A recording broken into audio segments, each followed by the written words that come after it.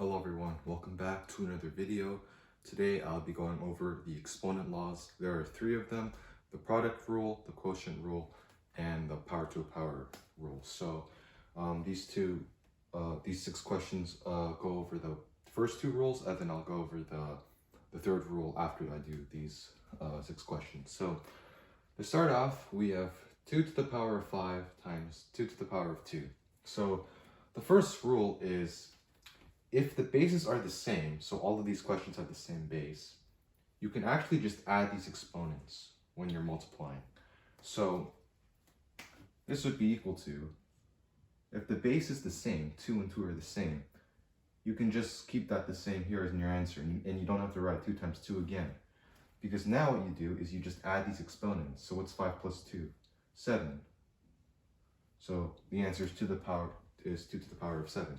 Now, if you plug this in your calculator, if you do 2 to the power of 5 times 2 to the power of 2, it's the same answer as 2 to the power of 7. So we're essentially just simplifying it. So moving on to the next question, we have a to the power of 2 times a to the power of 6. So as you can see here, both bases are the same. This is the base, just to keep this clear. That's the base, and the 2 would be the base here, not the 5. The 5 up here is the exponent.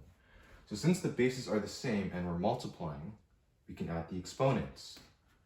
So a to the power of 2 times a to the power of 6 is equal to a to the power of 8.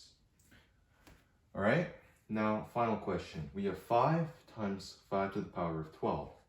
Well, again, 5 and 5 are the same, the base is the same, and we're multiplying. Now, if you don't see an exponent, so this 5, you don't see an exponent, you can just assume that there's a 1 here, because 5 to the power of 1 is just 5, right? And that goes true for any number. So since the base is the same again, and we're multiplying, we can just add the exponents. So this is equal to 5 to the power of 13. So that's how you do the product rule. That's the first exponent law. Now going on to the quotient rule, or the second law, whatever you want to call it.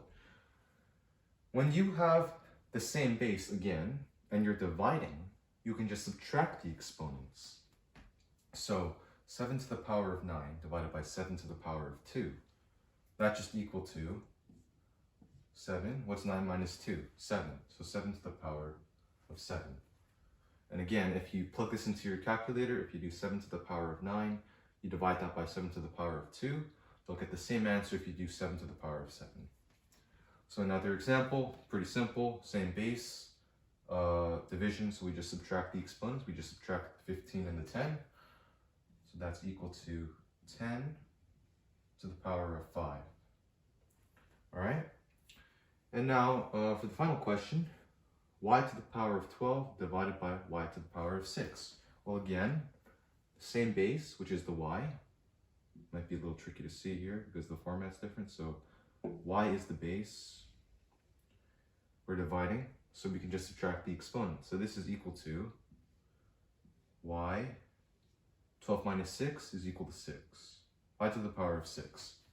So that's how you do the first two laws. Now let me add in something. So this is correct, but I'm just going to erase this for a second because I want to give another example that can be tricky when you see it at first. So let's say we have a to the power of 2 times b to the power of 5, right? What's that equal to? Well, you should notice that the bases are not the same, right? This is a. A can be whatever.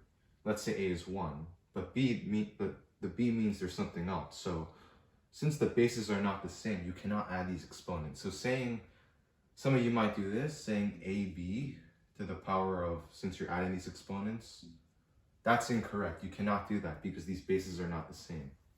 Now, again, if this were an a, so let's say this were a, now you can add them because the bases are the same.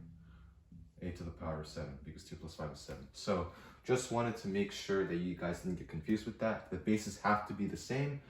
So to summarize, if the bases are the same and you're multiplying, you can add the exponents. And if the bases are the same and you're dividing, you just subtract the exponents. So those are the first two laws, and in a moment, I will show you the third law. All right, everyone. So now we're going to be going over the third exponent rule, which is the power to a power rule. So as you can see, we have 6 to the power of 2 to the power of 3, which is why it's called power to a power. So again, this is pretty simple.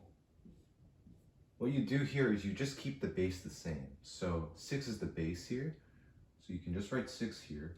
And when you have a power to a power, what you can do is you can just multiply the exponents together. So 2 times 3 is 6. So we have 6 to the power of 6.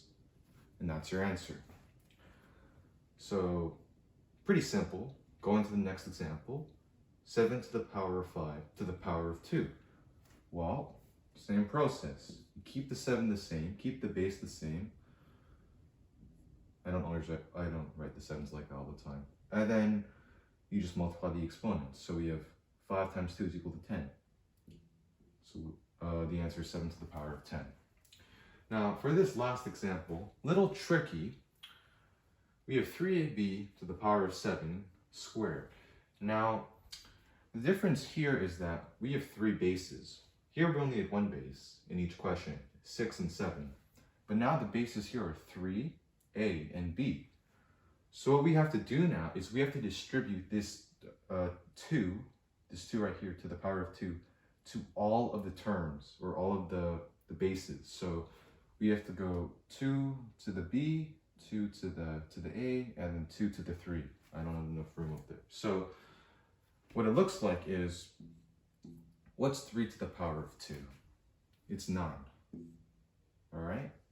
3 to the power of 2 is 9. Well, what's a to the power of 2? Well, notice here, there's no exponent for a, but I mentioned previously that if there's no exponent, you just assume there's a 1 there, because anything to the power of 1 is just itself. So what's 1 times 2? It's just 2. So 9, and then we have a to the power of 2, because 1 times 2 is just 2. And b to the power of 7, you just multiply the exponent. So 2 times 7 is, you keep the base the same, which is b, and that's 7 times 2 is 14. So that's the answer. So a little more tricky, but just keep practicing from the textbook you're using, and you should be able to get this pretty easily. So yeah, that's about it. So just to summarize quickly, if you're multiplying exponents, make sure the bases are the same. If the bases are the same, you can just add the exponents. If you're dividing and the bases are the same, you can just subtract the exponents. Then with the power to a power rule, you can just multiply the exponents. But if you have more than 1 base, make sure you apply the exponent to all of the bases, typically in the bracket. So yeah.